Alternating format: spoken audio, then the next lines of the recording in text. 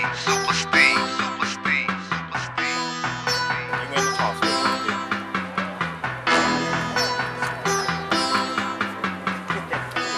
Twinlakes wins the toss. All right, so